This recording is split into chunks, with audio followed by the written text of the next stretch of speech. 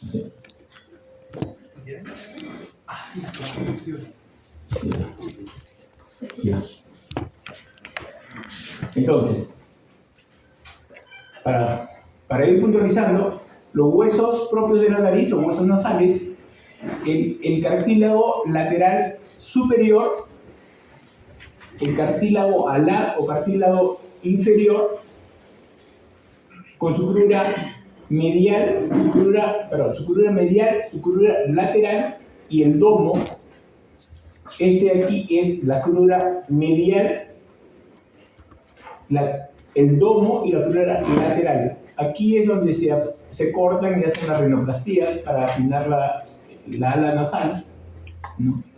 A esta altura, internamente, aquí, internamente está la válvula nasal. La válvula nasal está a la altura del borde inferior del cartílago lateral superior. Y las jivas generalmente se ubican en esta área acá, que es la área K, o de Keystone, que es la ubicación generalmente de las jivas osteocartilaginosas. Bueno.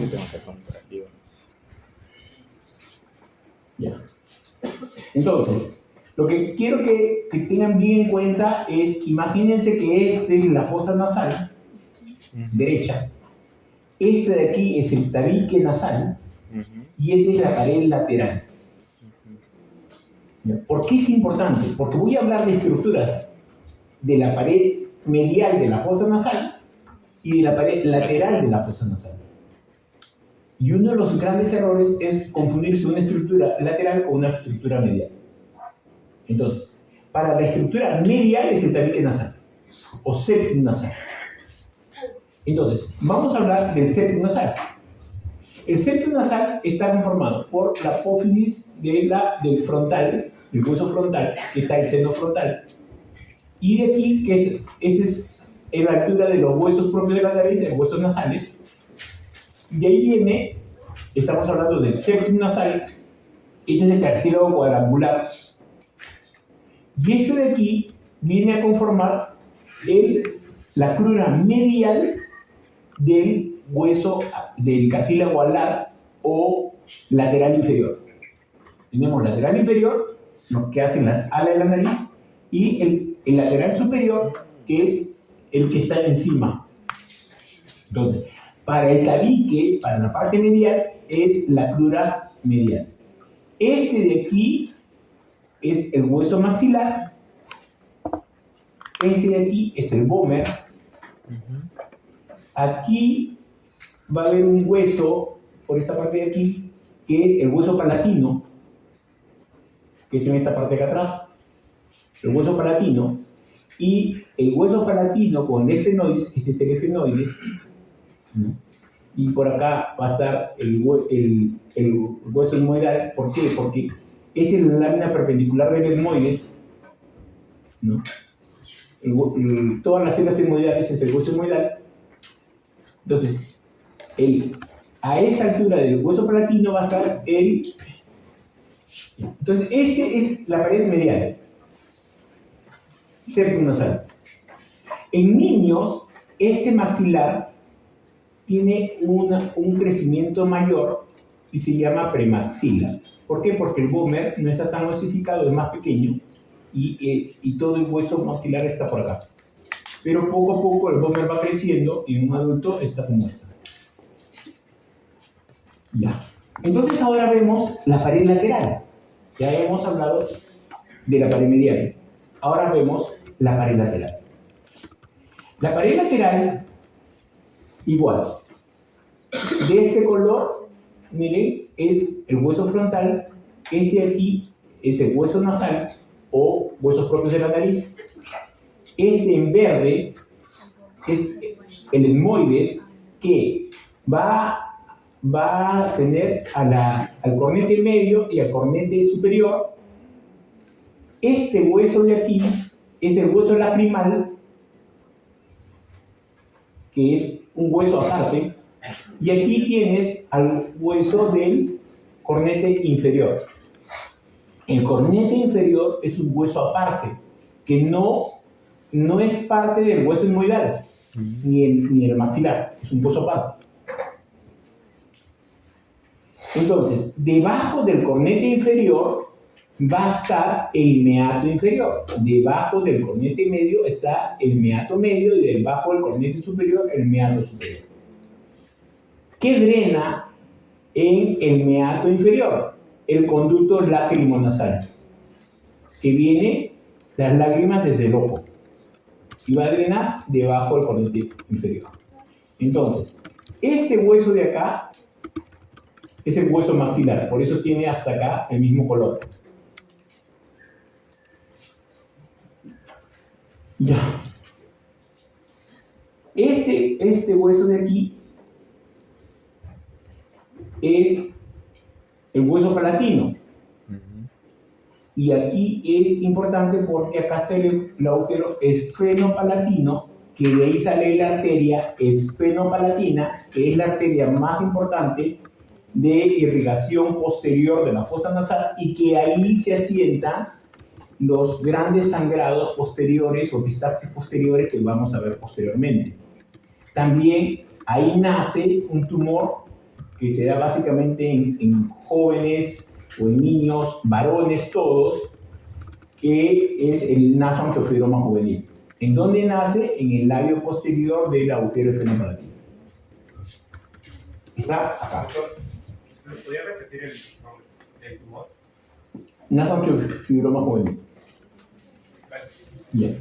Entonces, mientras que esto de aquí es en amarillo el hueso esfenoidal, el esfenoides. Pero acuérdense que esto, y aquí está el conducto nasopalatino anterior. Ya. Pero acuérdense que esto es la pared lateral. No confundan la pared lateral con la pared medial. Porque uno de los grandes errores es confundirse y decir que el Bomer está en relación. No, es pared medial.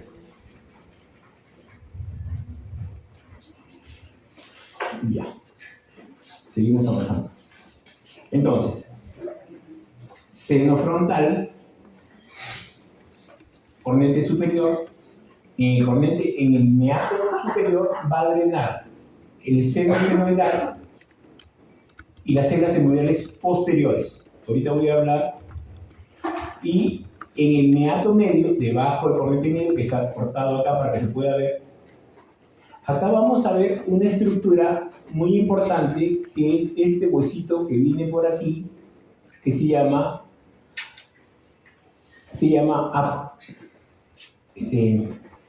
el unciforme, la apófisis unciforme. ¿Por qué? Porque tiene una forma, ¿no? Una forma como de boomerang.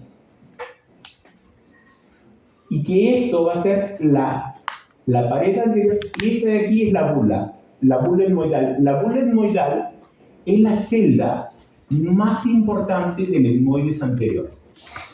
La celda más grande y más importante y más constante del etmoides anterior es la bula etmoidal. Así como cuando hablábamos de que la mastoides, la celda mastoidea más grande, más importante y de más chicos ya está presente, es el andro. Igualito, la bula etmoidal es esto. Ahora, miren, entre la bula etmoidal y el unciforme se crea un espacio que le llaman hiato semilunar. El hiato semilunar es una estructura bidimensional que está conformada por la bula etmoidal y el unciforme. Para que se puedan ubicar. Imagínense que este es un espacio y estos son los bordes de este espacio. Es como si tuviéramos un cañón, ¿no? Cañón de Colca. Al fondo está el río. Si esta es la pared posterior, es la bula. Y esta es la pared anterior, es el unciforme. El espacio bidimensional entre el borde del unciforme al borde de la bula se llama hiato semilunar. Y el espacio tridimensional hasta el fondo se llama infundíbulo. Por eso es que ustedes van a ver en la literatura que esto lo nombran como hiato semilunar, y si uno lo ve en una tomografía, por ejemplo, lo van a ver de aquí hasta el espacio entre esto y el seno maxilar, y te van a decir que es el infundíbulo. Claro, porque en el fondo de ese cañón está el drenaje del seno maxilar. El recorrido que hay entre el seno maxilar y el borde del unciforme se llama infundíbulo, pero el espacio entre el infundíbulo y la bula es el hiato semilunar. Es muy importante porque ahí es donde preguntan cuál es la diferencia entre hiato semilunar e infundíbulo. Entonces, seguimos viendo. Acá tenemos, miren, el seno frontal va a drenar a este espacio que le habíamos llamado hiato semilunar, y todo este espacio tridimensional en profundidad es el infundíbulo. Esto de aquí a aquí se llama receso nasofrontal. Del seno frontal al infundíbulo, o sea, al meato medio, se llama receso nasofrontal. Y el espacio entre este de aquí, que es el seno maxilar, hasta el hiato semilunar, que es la desembocadura ya, se llama infundíbulo. Este de aquí es el drenaje de la bula etmoidal, que sería el drenaje de las células hemodiales anteriores. Entonces, en el meato medio drenan tres estructuras: el seno frontal, el seno maxilar y las células hemodiales anteriores. Mientras que en el meato superior drena el seno esfenoidal y las células hemodiales posteriores.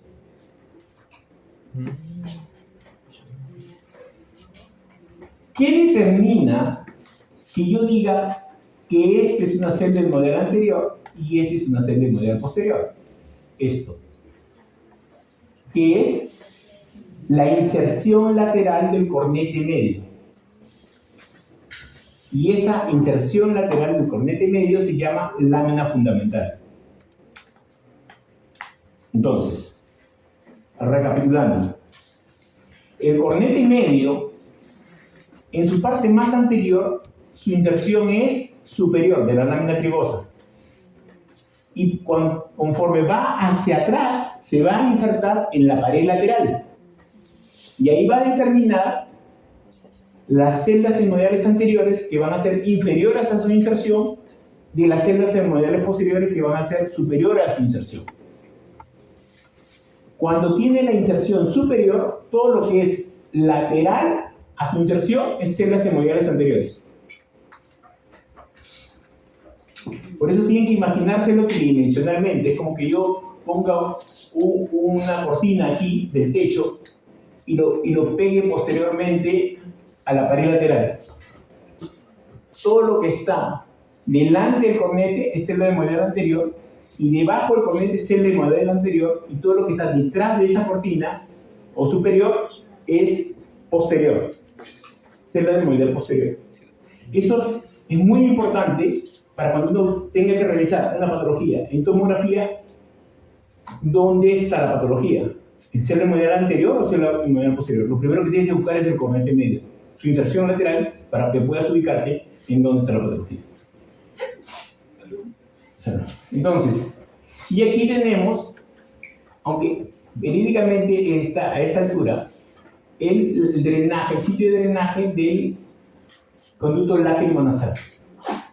Entonces, tenemos que en el meato inferior drena el conducto lácrimo-nasal. En el meato medio, seno frontal, el modelo anterior, y seno maxilar. Y en el meato superior es seno esfenoidal y posteriores.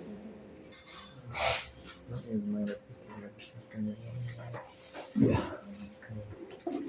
Este aquí es un corte axial de la fosa nasal. Ya. ¿Qué cosa quiere decir? Hay un corte sagital, hay un corte coronal y un corte axial. Este es un corte axial, en donde podemos ver los senomaxilares, el septum. Este aquí es el maxilar, el piso del maxilar. Aquí está el hueso palatino y aquí está ¿cómo se llama? El paladar blando. Entonces, ¿en qué parte de la fosa nasal y cuáles son los huesos que conforman la articulación con más huesos que hay? Doctor, viene una articulación en donde hay 5 huesos comprometidos.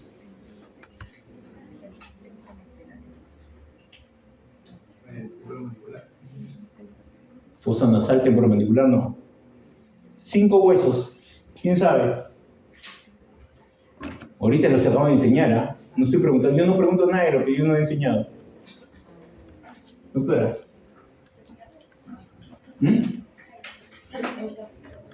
No, huesos. 5 huesos están unidos y hacen una sola articulación.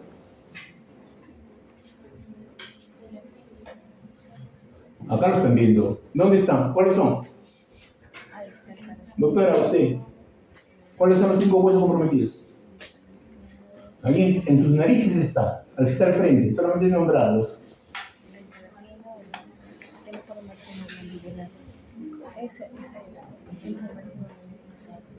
Temporomaxilomandibular. ¿Qué es este hueso? ¿Perdón? Maxilar. Maxilar derecho, ¿correcto?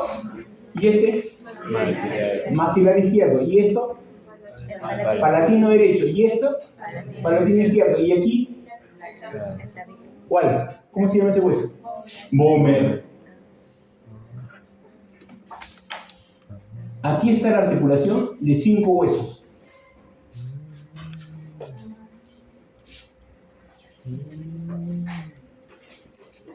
Por eso lo están viendo y no lo pueden nombrar. Ahorita les he dicho los nombres. Entonces les digo, señores, no es memoria, es inteligencia. O sea, si me está preguntando es porque lo dijo. Si me lo dice que lo está viendo, está al frente. Entonces, ¿cuáles son los huesos? Es nombrarlos. No quieran recordar. ¿Por qué no? También. Entonces, esta es la inervación. La inervación tiene mucho que ver con... Esta es la pared medial septum, ¿no? Acá lo importante es que el nervio del modelo anterior va a salir una rama por aquí. Porque este nervio en sí también es este mismo nervio, es el mismo, sino que tiene una rama que se va al tabique y otra rama que se va a la pared lateral. La que se va a la pared lateral va a salir de la fosa nasal y va a ser el nervio nasal externo. El nervio nasal externo es un nervio que se ubica casi por acá y que es fuente de neuralgias, ¿no? Muchas personas les duele una rinalgia tremenda y uno lo palpa y palpa el nervio nasal externo. Un bloqueo y se acabó. ¿Por qué? Porque es una neuralgia, ¿no? Y aquí, estas son las células olfatorias, o sea, esta es la lámina cribosa, ¿no? Este de aquí es parte de este nervio que está entrando por acá también, ¿no? Nasopalatina anterior, ¿no? Todos son vanos. Y este en la pared lateral, igual, del nasal externo, del modelo anterior, ¿no? Acá viene del nervio labial, ¿no? Este es área de la nasopalatina, que también es un van. Bueno, sigan. Siguiente.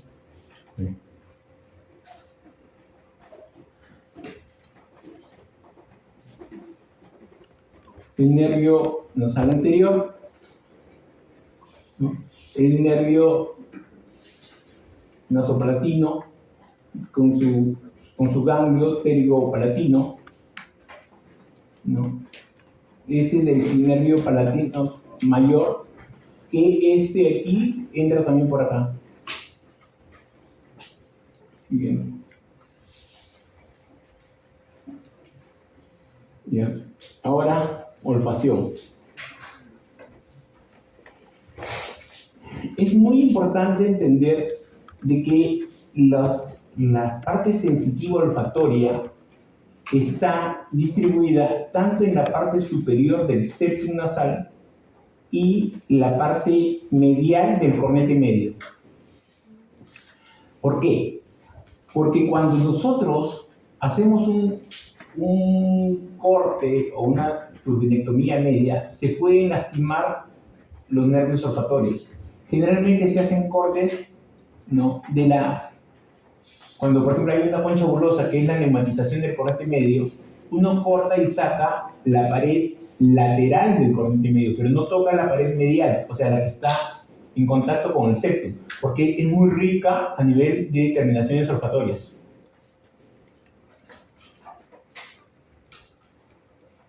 ¿No? Lo mismo. Todo esto es olfacción, que después ya lo vamos a hablar en patología. Y aquí tenemos la irrigación. Tenemos a la etmoidal anterior, tenemos a la etmoidal posterior y tenemos a la esfenopalatina. Pared lateral. Etmoidal anterior, etmoidal posterior, y este de acá es el plexo de Kieselbach, ¿ya? También llamado plexo de Little, ¿ya? Mientras que el plexo de Woodruff está a nivel de la pared lateral, a nivel de la cola del cornete medio. No. Entonces, preguntas. El plexo de Kieselbach está en la pared medial, mientras que el plexo de Woodruff está en la pared lateral. Primer punto. Segundo punto. Las arterias que van a confluir para hacer este plexo va a ser la etmoidal anterior, la labial superior, la nasopalatina anterior o incisiva, canal incisivo, que es rama de la palatina superior o mayor, y algunas veces de la etmoidal posterior. Todas estas hacen este plexo acá, que es la causa más frecuente de sangrados nasales en personas jóvenes, en niños sobre todo, se rascan ahí. O sea, el sangrado anterior es el sangrado más frecuente, es el sangrado de niños, adolescentes, y que está en relación con el plexo de Kieselbach. El sangrado posterior, que está en función de la esfenopalatina. ¿Por qué? Porque estos son justamente en la área de la esfenopalatina, parte de las arterias etmoidales posteriores, ¿no? Hace que esta zona sea muy vascularizada, sea de sangrados posteriores, generalmente ancianos. Existen más raramente sangrados superiores, que generalmente está dada por la etmoidal anterior, esta de acá. Y acá se sangra, ¿no? ¿Y cómo lo ubicamos? Esta de acá, que es la inserción más anterior del cornete medio, se llama axila. En la axila, preguntas muy importantes. ¿Cuál es el reparo anatómico más importante de la cirugía de senos paranasales o de epistaxis o de ubicación en la fosa nasal anterior? Es la axila del seno del cornete medio. Ese es el reparo más anatómico. Con eso uno puede orientarse en todo. Uno puede destruir toda la nariz, pero no puede destruir la axila, porque para cualquier cirugía uno tiene que referenciarse primero con eso. La axila es la inserción del cornete medio. Entonces, a 1 centímetro, ya sea Generalmente es en el septum nasal, a 1 centímetro de la axila en profundidad, o sea, posterior. En el septum nasal está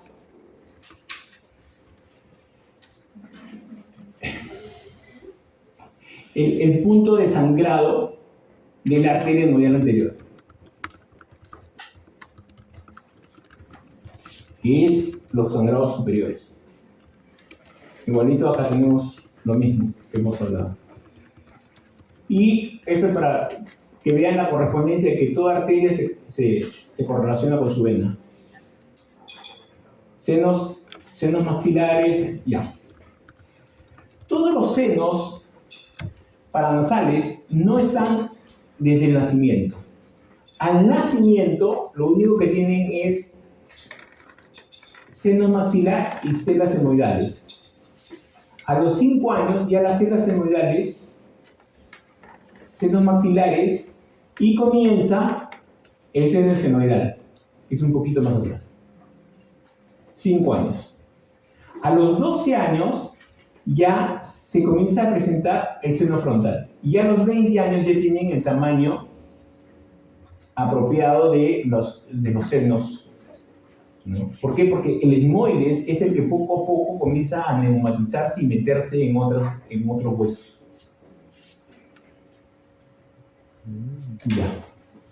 Entonces, aquí es el septum nasal. Aquí está el cornete medio, aquí está el cornete inferior, este es el piso de la fosa nasal, ¿no? Y estamos casi en la apertura piriforme. La apertura piriforme es cuando acaba la piel y comienza la mucosa. Ese límite es la apertura piriforme. Voy a hacerlo aquí para poderles explicar. Todo el septum nasal tiene áreas. Esta área de aquí, que está cubierta de piel, es la área 1, área vestibular, área 1. La área 2 es justo cuando está en el borde del borde inferior del cartílago lateral y donde va a comenzar la fosa propiamente dicha, o sea, donde comienzan las mucosas, se llama apertura piriforme. La apertura piriforme es la área 2, la área valvular, y que en la parte superior hace un ángulo agudo de 8 a 10 grados. Ese ángulo es muy importante para que la persona no tenga obstrucción nasal. Una rinoplastía, muchas veces hacen cortes ahí y eso se sinequia y la persona comienza a tener una obstrucción nasal. Y ahí viene el área 3, área apical, área superior, y área 4 es área turbinal, y área 5 es a la altura de las coanas,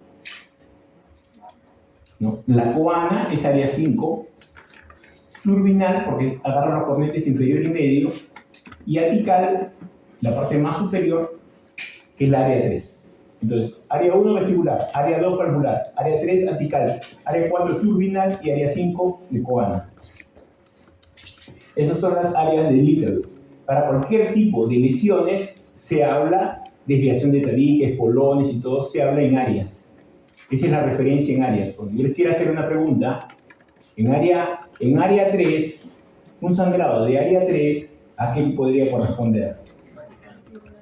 A un modelo anterior, por decirlo. ¿No? Ya, la maniobra de Cottle es cuando, por ejemplo, hay una desviación o hay una hipertrofia de cornetes y uno quiere mejorar ese ángulo de 10 grados, entonces tiende uno a levantar un poco para abrir un poco la fosa nasal. ¿No? Por ejemplo, eso ahí mejora la válvula nasal interna.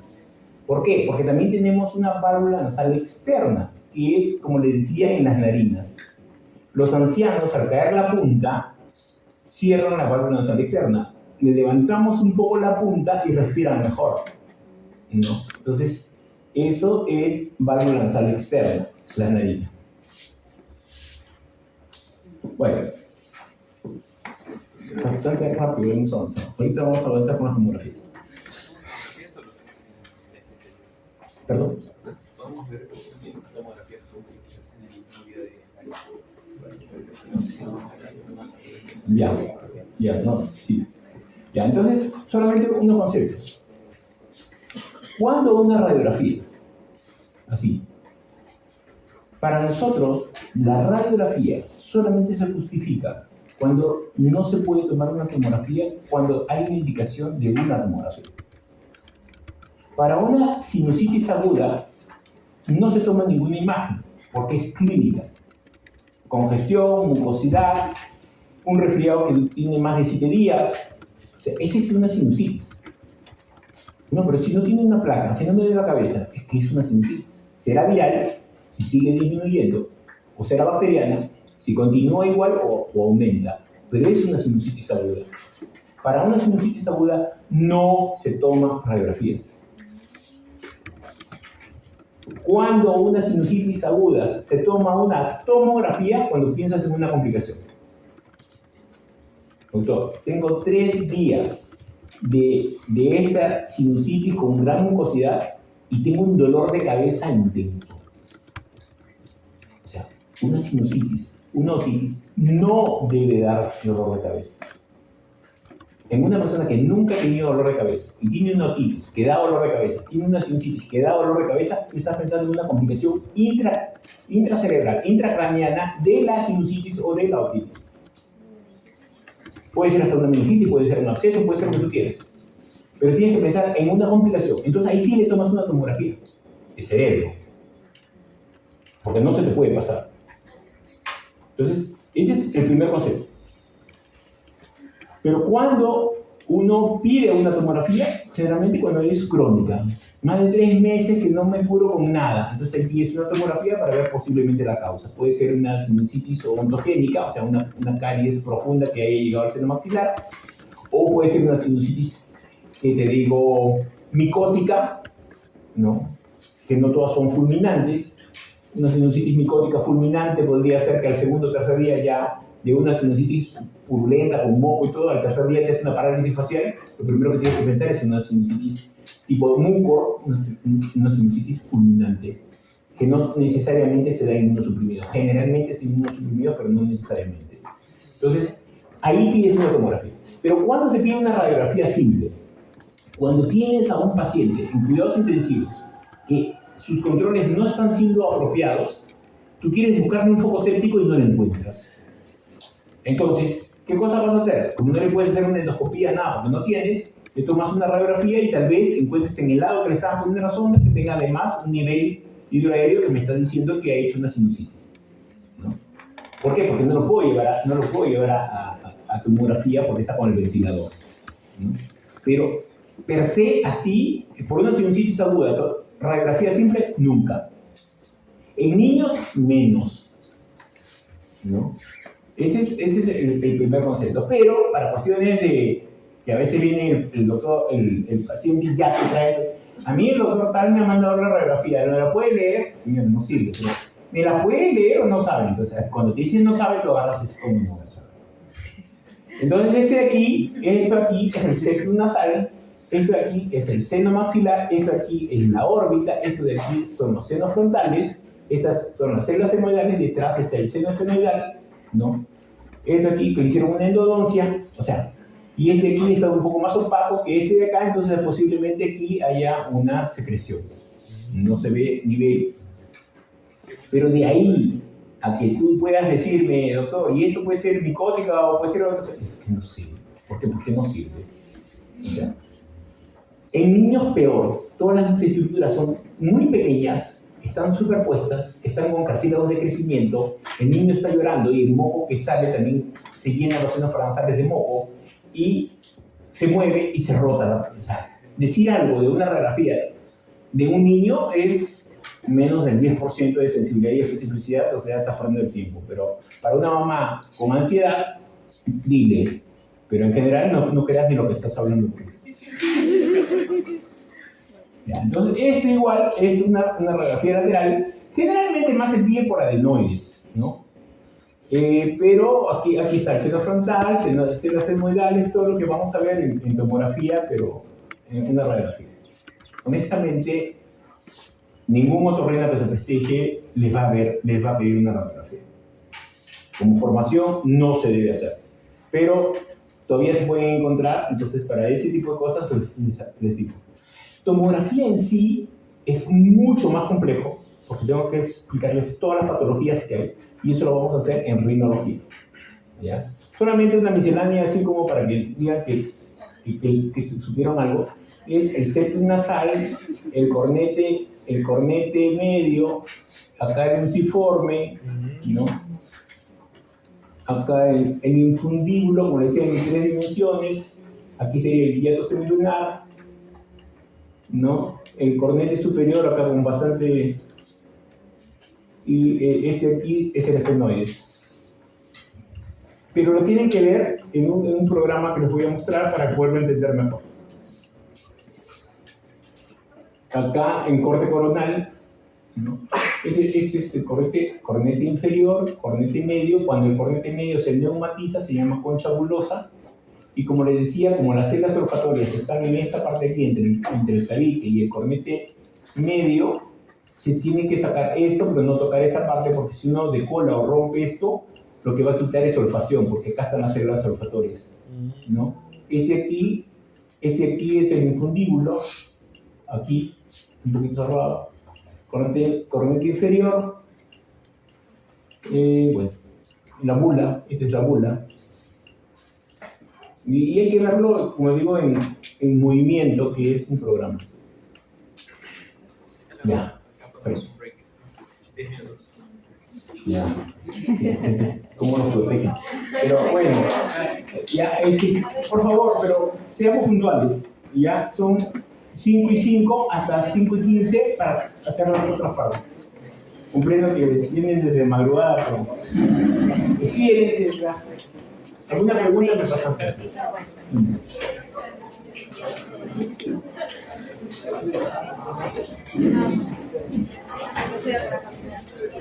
Qué bonito, ahora sí, mira, me había olvidado de mi programa. Mira, por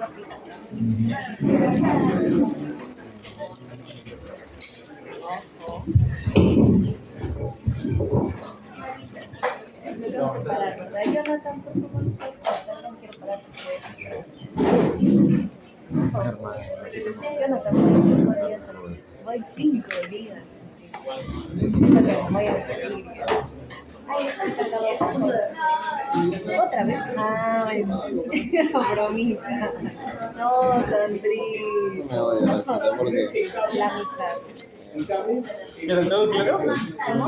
¿Todo claro? A mí lo que no me queda claro es la anatomía de los cornetes. Porque ahí se enfocaban varios conductos. Claro.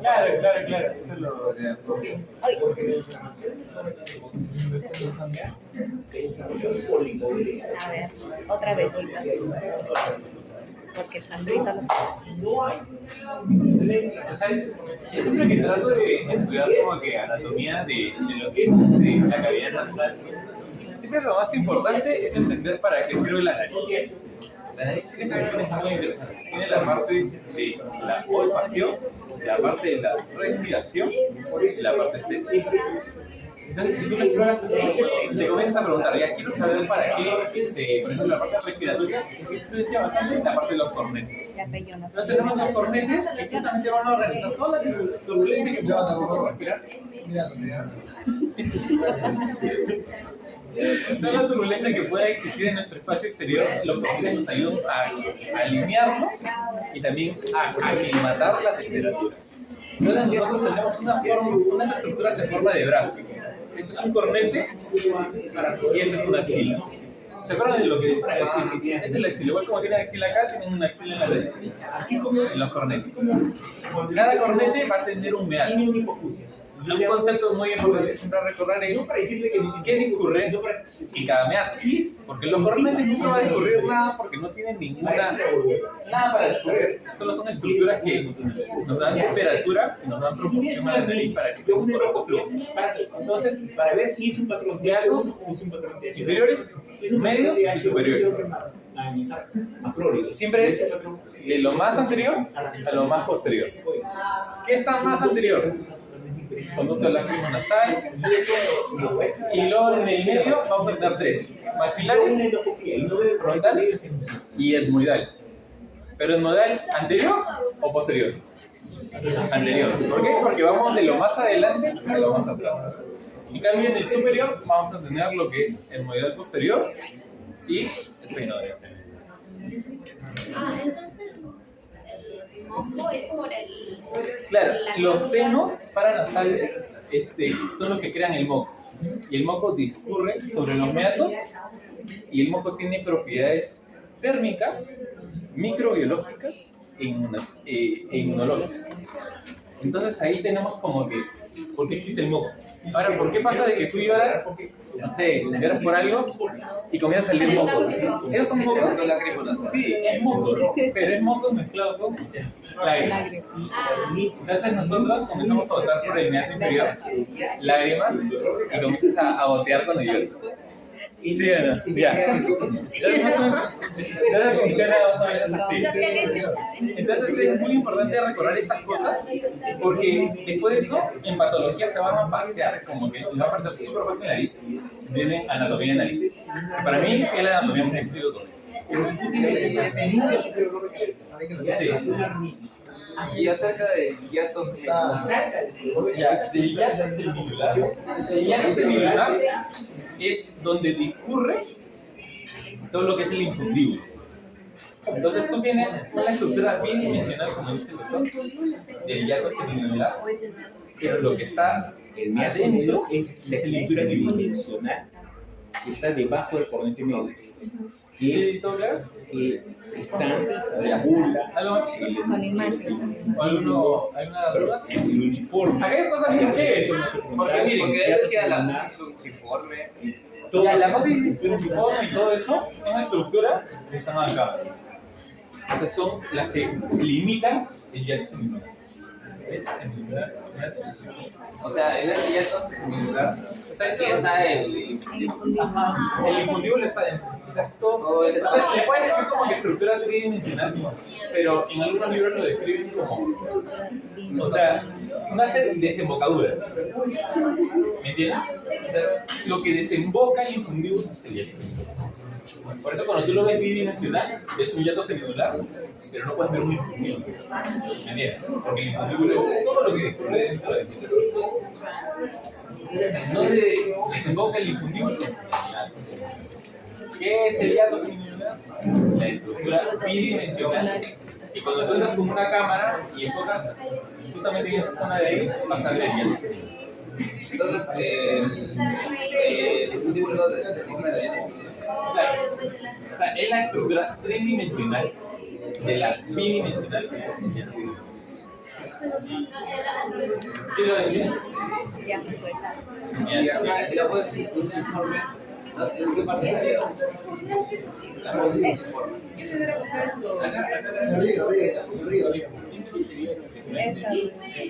Maxilar.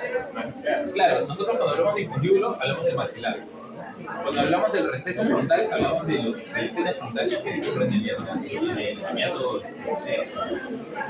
Algo muy importante dentro de la nariz, que siempre sería chévere que se lo acuerden, con eso parecen rinólogos en consulta básica, es dónde hay mayor turbulencia dentro de los nervios.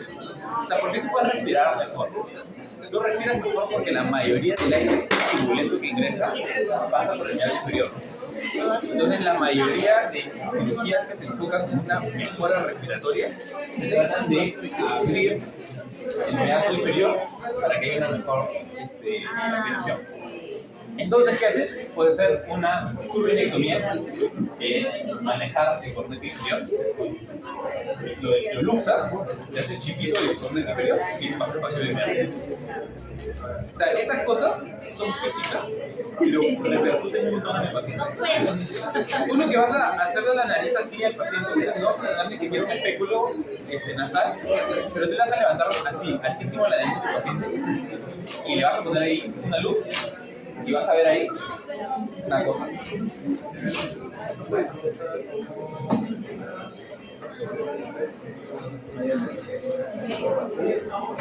Ahí está.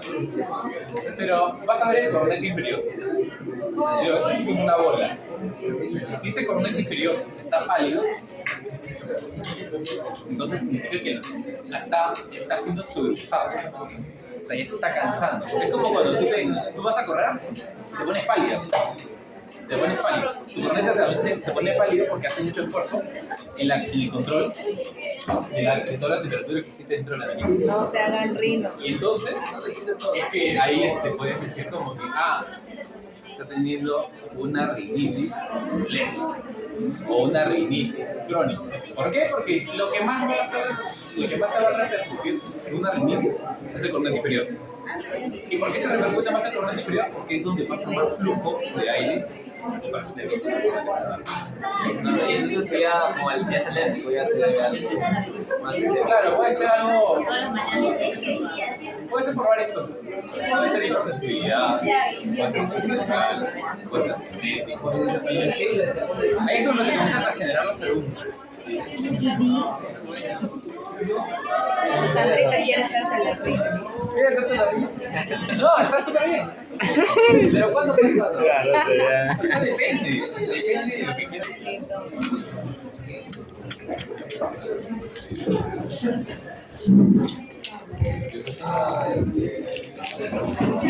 Ya, en nariz, ampliamos. Ya.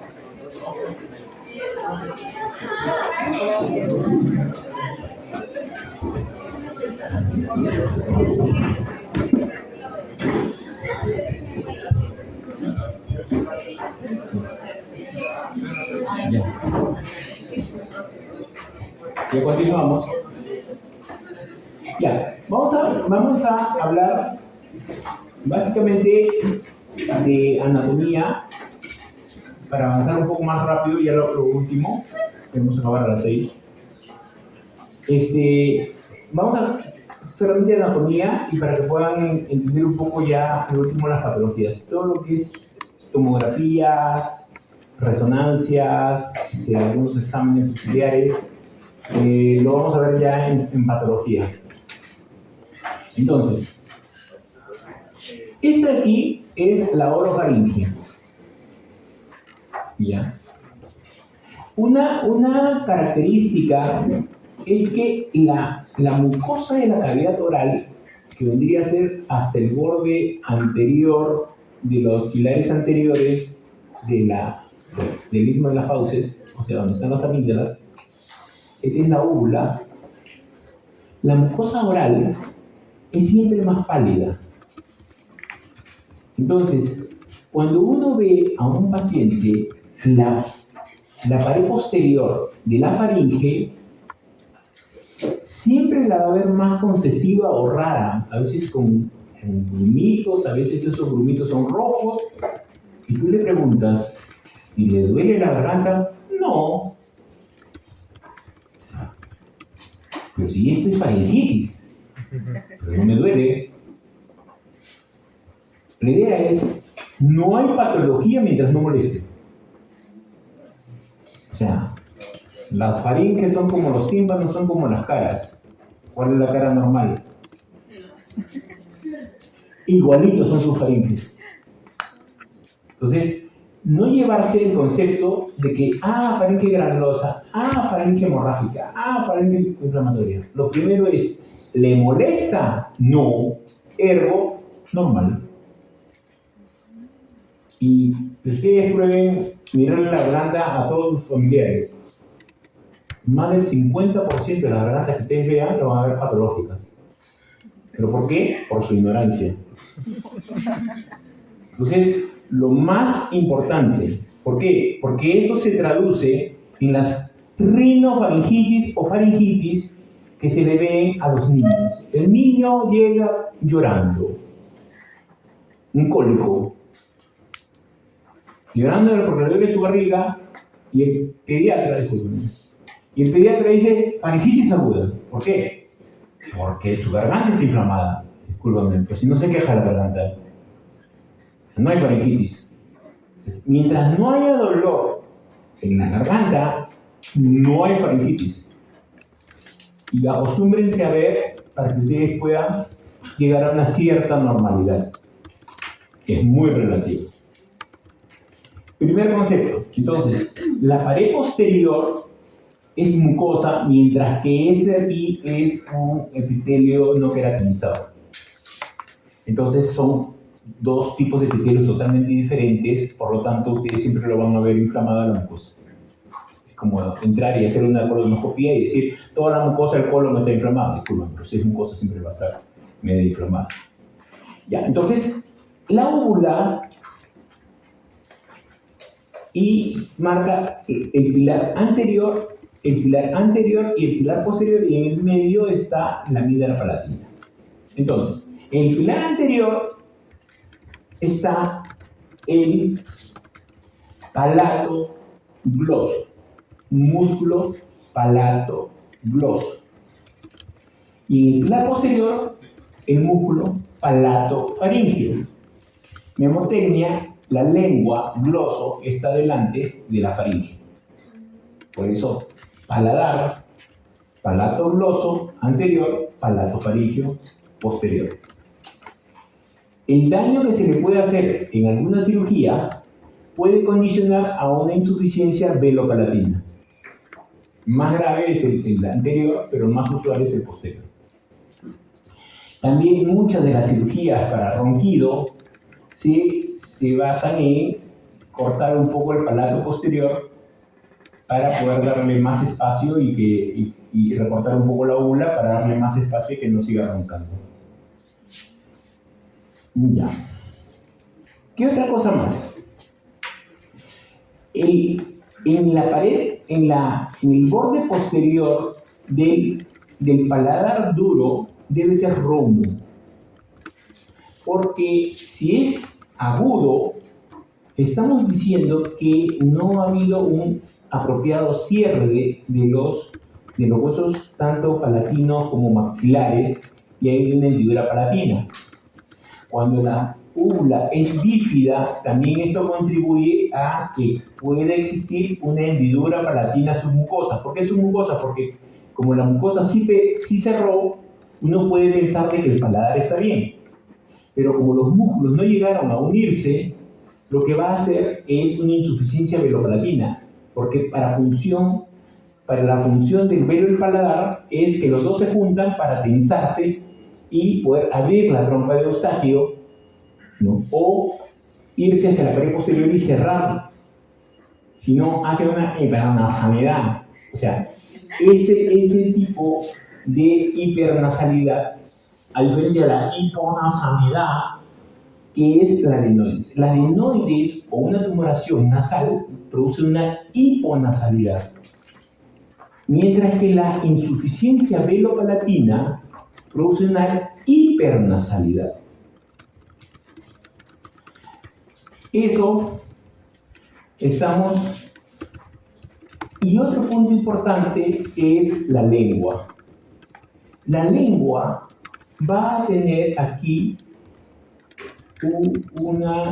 las células caliciformes, las papilas caliciformes, que el que no conoce puede pensar de que son pequeñas tumoraciones que le han salido, ¿no? Porque es mucho más posterior, y a veces puede haber una papilitis, que puede estar algo inflamado, porque comieron ají, porque comieron piña, ¿no? Secretan una sustancia que comienza a fastidiar. Puede fastidiar en la parte anterior como que puede fastidiar en la parte posterior. Cuando ustedes le quieren ver, ven las papilas inmensas, caliciformes, y dicen tumor, biopsia. Entonces, no. Pensar de que, y también un poco más inferior, más profundo, están las amígdalas linguales. Entonces tenemos las amígdalas palatinas, que están en las fauces, las amígdalas linguales, que están en la base de la lengua, o sea, más profundo, y la amígdala nasopalatina o adenoides, que está detrás del paladar, en el paladar blando. Vamos a ver. Aquí tenemos parte de la lengua con el frenillo sublingual o lingual. ¿Ya? Aquí tenemos el frenillo lingual, ¿no? También llamado anquiloglosia. Otros le llaman anquiloglosia cuando realmente no solamente es un frenillo, sino está casi todo pegado. Entonces, tenemos la nasofaringe, que está la adenoides, ¿no? En una radiografía lateral, la adenoides, acuérdense que crece aquí, ya. Este borde aquí, de aquí a aquí, este borde es la coana, acá está la adenoides, pero si ustedes ven una tumoración que ocupa la coana desde el comienzo, este hace este crecimiento, pero cuando ocupa toda la coana, siempre pensar en el nasonfiofibroma que dijimos como un tumor vascular del foramen fenopalatino. Este de aquí es la orofaringe y la hipofaringe viene desde esta parte de aquí hasta antes de la laringe. Esta parte de acá, hipofaringe. Acá está una radiografía lateral de cuello que muchos toman para poder valorar la adenoides. Esta es la adenoides. Esta altura de aquí es el espacio que podría ser de un nasonfiofibroma, pero el nasonfiofibroma ocuparía parte de la fosa nasal. No, este es adenoides. Esta es la columna de aire. Mira, acá se ven las amigas palatinas, ¿no? Acá está el epiglotis. Acá está el epiglotis, ¿no? En una valoración, actualmente todo es endoscopía para nosotros, pero en una valoración de una radiografía es que se mide la columna de aire con el seno esfenoidal, el rostrum del seno esfenoidal, y aquí se mide. Si es más del 50%, se dice que está obstruyendo, ¿no? Entonces, la adenoidectomía tiene dos indicaciones, una infecciosa y una tumoral. La tumoral es por crecimiento, por hipertrofia de adenoides, y la infecciosa es por sinusitis a repetición, otitis a repetición. Se dice que la infección está en estado de biocapa, y para sacar ese foco infeccioso en biocapa se hace una adenoidectomía, ¿no? Acá lo mismo en una tomografía. Acá, ya pasando un poco a lo que es la tomografía de laringe, siempre esto aquí es el coesoyoides, esto aquí, acá está la lengua, este es el ligamento glosoepiglótico que va a separar dos huequitos que son las bayéculas, porque a esa altura está el epiglotis, ¿no? Aquí está lo que es el cartílago tiroides, y aquí sería el cricoides, no, más abajo, aquí. Este es el cartílago tiroides, y acá tenemos las cuerdas verdaderas. Esto de aquí es los ventrículos, y este de aquí es las bandas o cuerdas falsas, las bandas ventriculares. Esto lo vamos a ver en endoscopía. Ese era un corte coronal, y aquí vemos en un corte axial, ¿no? La epiglotis, el ligamento glosoepiglótico, la bayécula, este es el ioides. Aquí vemos parte de las cuerdas vocales, cartílago tiroideo aquí, los aretinoides. Estos aquí son los senos piriformes, las cuerdas vocales verdaderas, los aritenoides aquí, cartílago tiroides, y aquí ya estamos más abajo, tiroides, el cartílago cricoides, ¿no? Y este sería su glotis. La glotis es el espacio que dejan las cuerdas vocales verdaderas. Aquí tenemos como si hubiéramos sacado la columna y de atrás hacia adelante estamos viendo la coana, con el septum, el borde posterior del septum nasal, cornetes inferiores, cornetes medios, el paladar blando, la óvula. Este aquí es la base de la lengua, con las amígdalas linguales aquí, las amígdalas palatinas aquí. Este es la epiglotis, las valléculas estarían aquí. Entre la epiglotis y la base de la lengua hay un ligamento en el medio que es el ligamento glosoepiglótico. Estos son los aritenoides y este es el pliegue ariepiglótico, que son los que cuando están muy cortos van a crear lo que es un tipo de laringomalacia, que vamos a ver cuando estemos en patologías. Y detrás de los aritenoides está lo que es el esófago. La laringe está delante y el esófago atrás, a nivel de los aritenoides. Bueno, estos son vasos sanguíneos, venas. Ya. A ver. Vamos a revisar dos nervios importantes para nosotros. El nervio glosofaringio y el nervio vago. ¿Por qué? Porque el nervio glosofaringio tiene que ver con la lengua y con la faringe. Mientras que el nervio vago tiene que ver con la sensibilidad de la faringe y la laringe.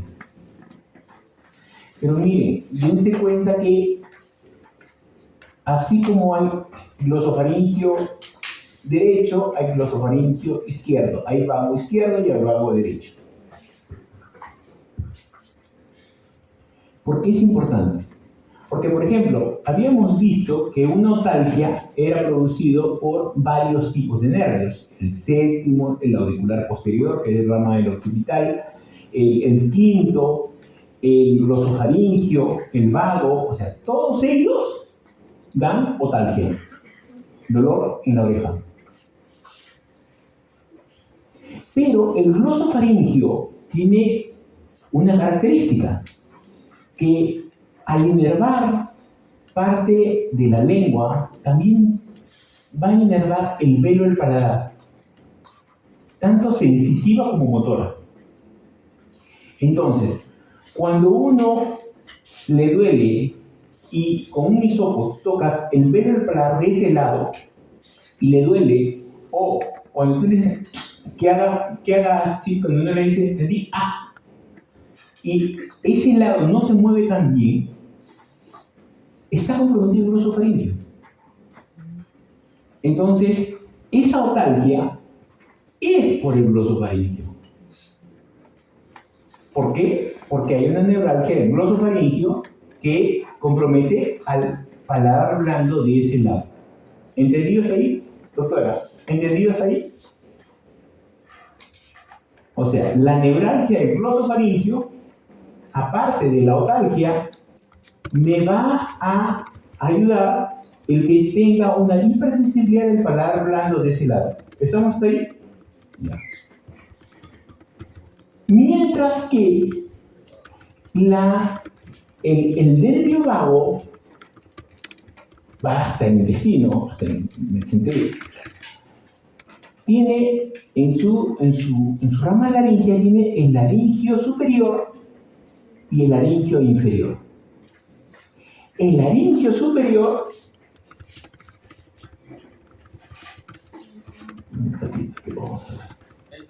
sí. Mira, este de aquí es el hueso yoides. Este aquí es el epiglotis. Este aquí es el cartílago tiroides, del lado derecho. El cartílago tiroides, y por este lado de acá, que no lo veo, sería el lado izquierdo. Este aquí es la parte posterior. ¿Por qué? Porque acá está el esófago. Este músculo es del cricoides al tiroides. Cricotiroideo. Correcto.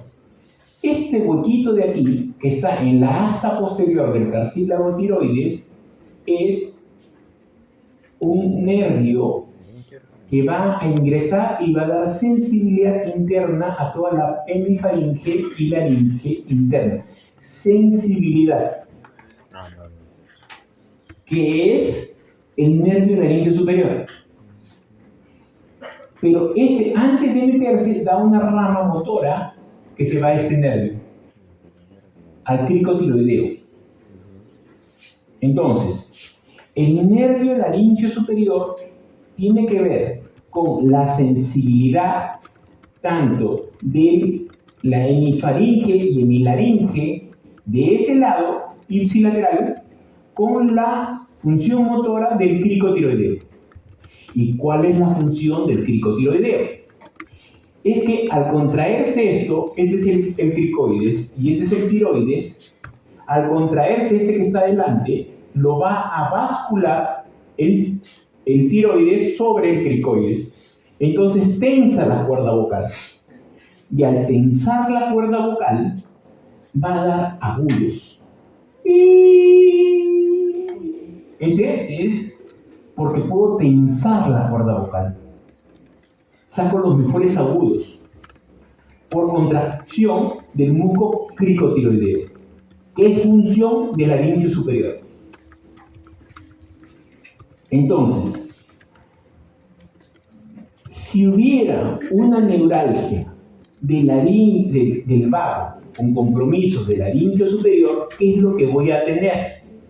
Lo que voy a tener es un dolor de la hemifaringe derecha, por ejemplo, con disfonía para los agudos, porque me afecta a las dos. Entonces, ¿por qué es importante eso? Porque los dos me dan otalgia. El décimo también va hacia el oído. Los dos me duele la garganta. Pero, ¿te produce disfonía o no? O, espérame un ratito, ¿te duele aquí? Sí, me duele. ¿Y acá? No. Ya, entonces hay una hiperestesia del paladar del ipsilateral, glosofaringeo. ¿Tiene disfonía? Vago, nervio laringio superior. ¿Una pregunta? Ya. Entonces, la idea es, tenemos que ir viendo así. A ver. Doctora, una pregunta. Tengo un paciente que hace 5 meses está con dolor de garganta. Ya ha probado todos los analgésicos, todos los antibióticos y le han dicho que usted le puede solucionar. ¿Cuál es la pregunta que usted le haría?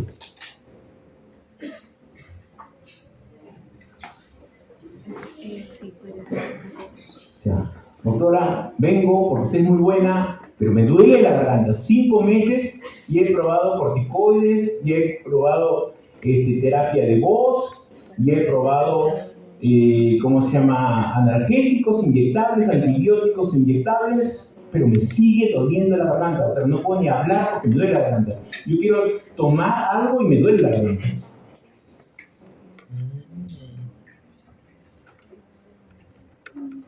¿Qué le preguntarías? 5 meses.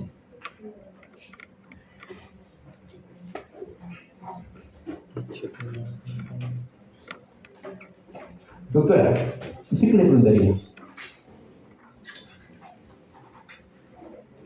No. De lo que estoy hablando. O sea, nunca pregunto lo que me he enseñado. ¿No quieres memorizar? Okay. ¿Qué preguntarías?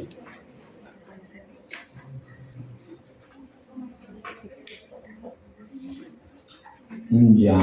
Si tiene rompera de voz. Ya. Doctor, ¿qué le preguntaría? Doctor, ¿qué le preguntaría? ¿Qué tenía algún cambio en la voz?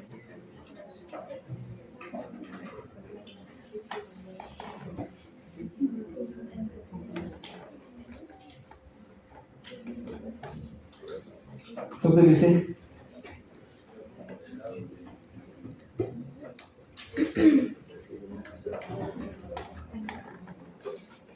Me dicen que tengo faringitis. Me han dicho tengo faringitis y me han dado todos los tratamientos. Pero 5 meses me han dado todos los tratamientos y no me curan, doctor. ¿Qué le preguntas? ¿Tiene faringitis? ¿Por qué?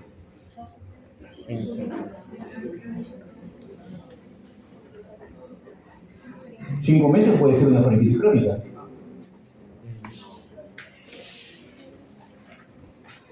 A ver, ¿quién sabe?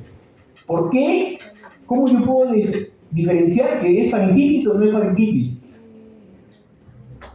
Levantó la mano, dígame, doctora. Yo decía que lo que había que preguntar es qué lado de la hora. Exacto.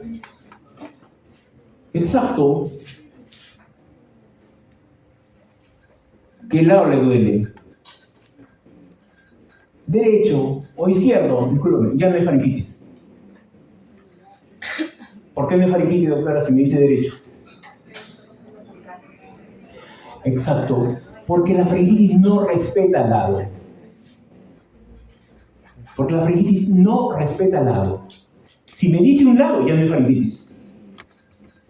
Puede ser un absceso, puede ser una úlcera, puede ser un cáncer, puede ser un síndrome de Ille en donde la apófisis estiloides esté contactando con la amígdala o con la carótida, lo que tú quieras. Pero eso no es faringitis. Puede ser una neuralgia. Y si es neuralgia, tengo 2 tipos de neuralgia que pueden ser. ¿Cuáles? Si es neuralgia, ¿cuáles podrían ser? La neuralgia del nervio vago, la neuralgia de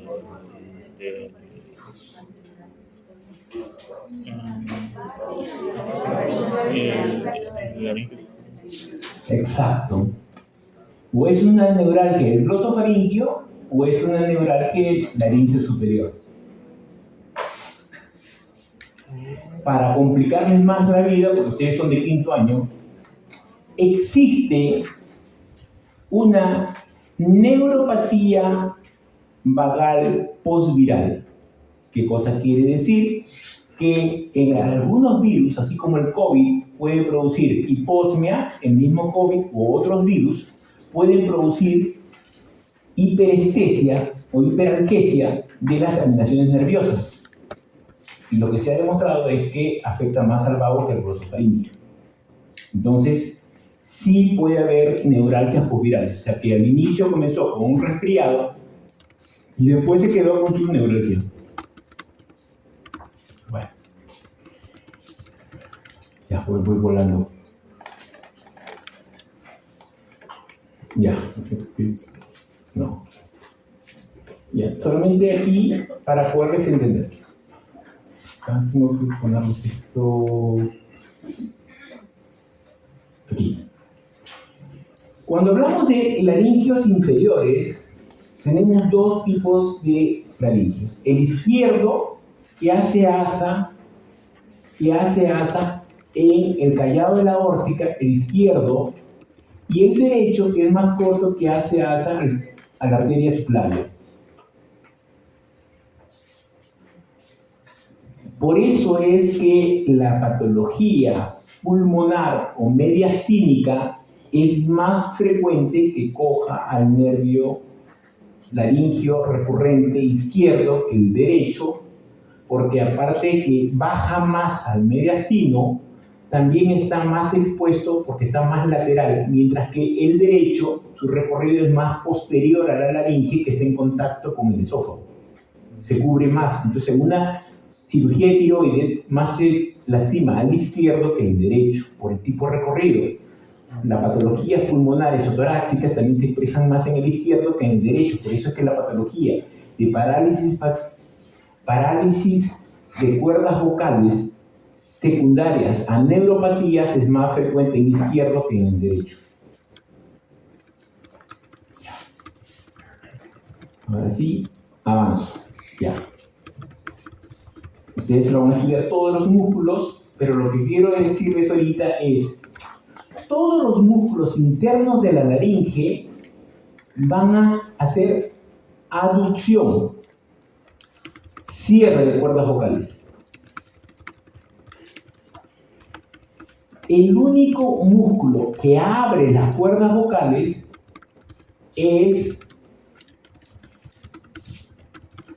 cricoides, aritenoides, cricoaritenoideo posterior.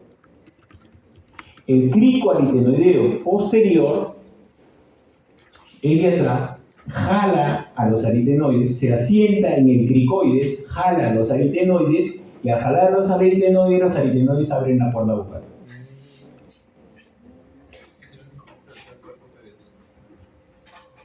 O sea, para tener una cuerda vocal así de abierta, los aritenoides han tenido que rotar sobre su eje hacia afuera para abrir la cuerda vocal, y para que sean simétricos los dos es que de acá atrás los están jalando. Cricoaritenoideo posterior. ¿Cuál es el único músculo abductor de cuerdas vocales? Cricoaritenoideo posterior. Fundamental. Pregunta de examen. Entonces, es muy importante entender que solamente se tiene un solo músculo que abre las cuerdas vocales. Cricoaritenoideo posterior. Todos los músculos restantes, no lo piensen, cierran. Hay músculos tiroaritenoideos, hay cricoaritenoideo laterales, hay un montón, lo que tú quieras. Todos cierran, no hay ni uno que abra. Solamente abre el cricoaritenoideo posterior, inervado por laringio inferior. ¿Por qué? Porque el único que inerva el laringio superior es el cricotiroideo. Y su función es tensar la cuerda vocal, que también cierra la cuerda vocal, porque al tensarla la cierra. Entonces no abre. Ya. Bueno, voz. Ya lo vamos a ver más en... Lo que quiero aquí aprovechar es esto, ¿no? Miren las cuerdas vocales con su músculo tiroaritenoideo, el ligamento vocal, que es muy importante, el ligamento para tener la consistencia de las cuerdas vocales. Esto de acá son los ventrículos, o sea, encima de las cuerdas vocales están los ventrículos, y este de aquí es la banda ventricular o cuerda vocal falsa. A esta altura están las cuerdas vocales, a esta altura las bandas ventriculares, entre banda y cuerda vocal verdadera está el ventrículo, ¿no? Este es el epiglotis, esta es la base de la lengua y aquí están las valléculas. ¿Ya? Acá está la subglotis, que está a la altura más o menos del cricoides. Bueno, ese voz de verdad que se me pasa. Ya. Entonces, cuando uno va a evaluar el cuello, lo primero que tiene que ubicar bien es su cartílago tiroideo, ¿no? Tocarse el cartílago tiroideo, aprender a tocar, tiene que tener movimiento. Si estuviera fijo, tiene una patología con esófago, que lo está fijando. Y de ahí, del cartílago tiroides, va a haber a 1 centímetro, 2 centímetros, el hueso yoides, y en la parte más lateral, en las asas posteriores del cartílago tiroides, vamos a palpar el punto gatillo del nervio laringio superior.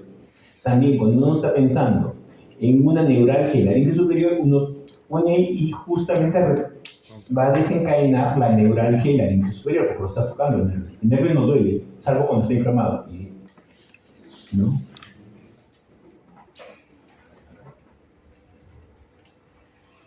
Bueno, este es así. Y esto para lo que es cuello con segmentos de los ganglios. Estos son los ganglios. Aquí lo que les estaba contando, el yoides, el tiroides, los laringios superiores, ¿no? Que van a dar inervación, los cricotiroideos, el tiroides, los recurrentes. Bueno, acabamos.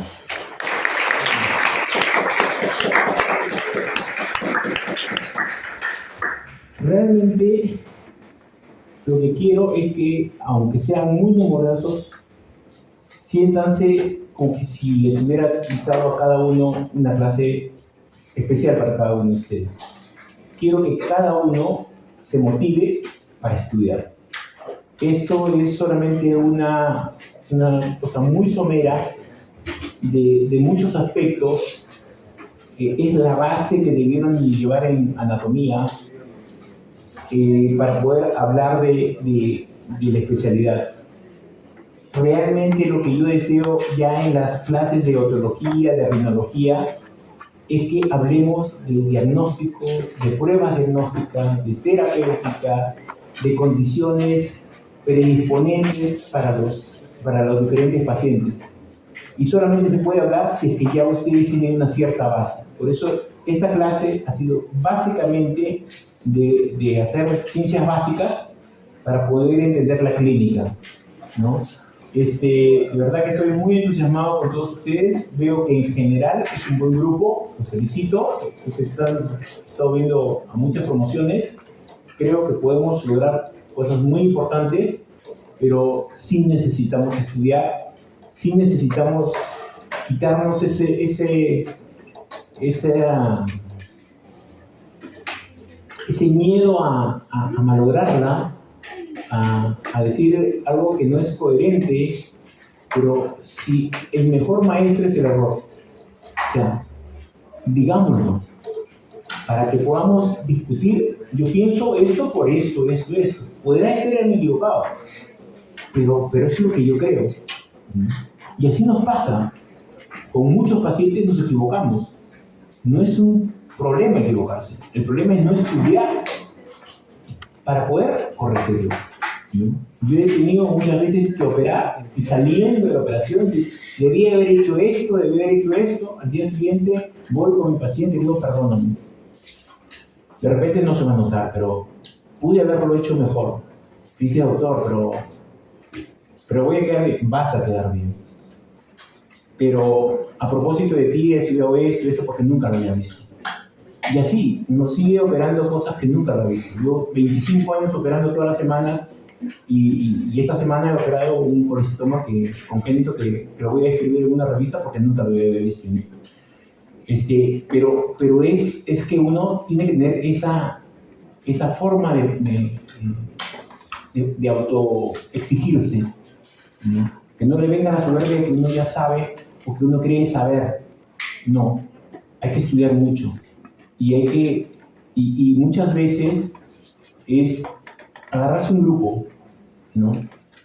Mi grupo de estudio, hasta ahora nos reunimos semanalmente y sus esposas se reúnen con mi esposa y todo, porque realmente se ha hecho una familiaridad que te lleva a agradecer todo lo que uno ha podido lograr por ellos, porque nos levantábamos 3:30 de la mañana y comenzábamos nosotros a preguntarnos y reforzar, y había unos que hacían las preguntas más capciosas y otros siempre preguntaban simple, entonces al simple lo dejaban primero, o sea, y nos reímos ahora, pero la idea es, para muchos estudiar medicina es muy difícil, muchos tienen que estudiar, y los que hemos estudiado medicina damos gracias a los grandes amigos que hemos tenido, porque sí, cuando hay que divertirnos, cuando hay que irnos de parranda, nos vamos de parranda, pero cuando hay que estudiar, pues hay que estudiar, porque todos queremos ser grandes ejemplos para nuestras familias. El ser médico es una gran responsabilidad, y para ser un buen médico, una persona ética, una persona que tú puedas dar ejemplo para tus hijos y para tu familia, es que tienes que ser brillante, tienes que ser un extraordinario. ¿Y qué es un extraordinario? Es siempre dar un extra al ordinario. O sea, para mí es muy fácil venir y comenzar a leer diapositivas, ¿no? Y para mañana les paso el PPT y tengan esta clase grabada, este libro, y de acá vienen los exámenes y subrayado en fosforescentes para que les voy a preguntar. Discúlpame, esa es mediocridad, y yo no soy mediocre. Así como yo me esforzaba en estudiar, yo quiero incentivarlos a que ustedes estudien, ¿no? Y si alguien no puede hacerlo, bueno, pues que salga jalado en el pretest, pero no en el posttest, porque no soy burro. Una vez me jalan, 2 veces no. Nosotros teníamos un lema. O sea, una vez Que te jalen está bien, pero no te acostumbres, pues, hermano. Porque si no, te dejamos. Porque burro, no entras. Entonces, sí, habían exámenes muy difíciles que a veces nos podían jalar. Pero si nos jalaban alguna vez, jamás nos dejábamos jalar, al menos en ese curso. Y le dábamos tanda al que había jalado en alguno, porque estás dejando mal. Nosotros teníamos grupos, de este grupo, los del otro grupo, y otro. Mira, que hasta esos grupos están mejor que nosotros. Oye, ya pues, levántate. ¿No? O sea, o no puedes. Si no puedes, avisa. O sea, la idea es, nunca le tengas pena. Porque acá no hay nadie para tenerle pena. No hay ningún minusválido para tenerle pena. Algo que se levante por amor propio. Nunca le regales nada. Porque no merece el regalo. Todos estamos para que nos admiren. Y tenemos que estudiar. Entonces, realmente yo me siento muy orgulloso de haber sido profesor de un alumno que ha sido primer puesto y por lejos en el último examen. Eso salió de aquí. Y si uno puede hacerlo, todos podemos hacerlo. Entonces, es el querer a su madre, a sus hermanos y todo, es dar su máximo. Cuando estás cansado, pues, lávate la cara y sigue estudiando. Que pasa media hora y ya te vuelves genio. Esa es la idea. Tú no eres genio hasta cuando estás una noche antes del examen. Si tuvieras esa lucidez todos los días, no estarías en este planeta, ¿no? Pero engáñate que el examen es al día siguiente. Si todos te engañan, engáñate tú. Pero necesitas darte el máximo. Ese es el punto. Por eso les digo, chicos, por favor, para la próxima clase, vengan ustedes con otra actitud. Vengan ustedes de una forma retadora. Vengan ustedes a que alguien los derribe. No sean sumisos. Nuestra gran debilidad como escuela es que somos demasiado sumisos. No sabemos competir. O sea, creemos que con el amor al prójimo vamos a vencer. Discúlpame. Primero das tu máximo y después amor al prójimo. Pero primero das tu máximo. O sea, la mediocridad siempre se puede disfrazar de diferentes cosas. No. Si ya alguien nos indica de que somos muy religiosos porque la iglesia que esto, bueno pues, pregúntame lo que quieras y vamos a ver quién está quedado acá. O sea, así, enfrente. Es muy importante ustedes. Y todo parte de la actitud. Por eso yo digo, para mí, la base no es el conocimiento.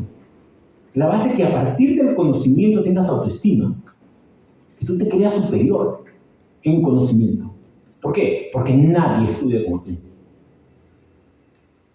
Yo sé que soy uno de los mejores profesores. ¿Por qué? Porque nadie enseña como yo. Y es así.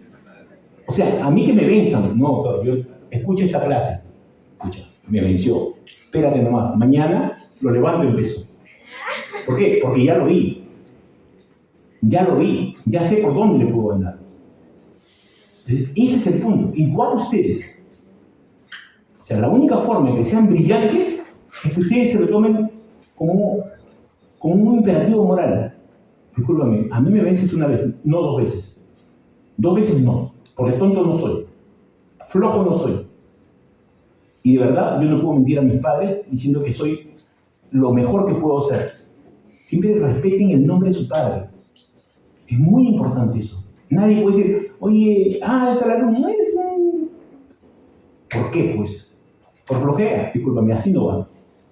Entonces, por favor, señores, para la próxima clase, vengan estudiando, porque el examen no va a ser fácil. Se lo puedo decir. Sobre todo cuando quiero probar qué tan comprometidos están ustedes. El primer examen es de oído. Y oído es lo que más domino. O sea, es lo que más confusión te puede dar en un examen. Porque es lo que más domino. Entonces, por favor, estudien. Porque se entra y en 10 minutos recojo hojas. Yo no veo quién sacó qué y sigo con la clase. Gracias.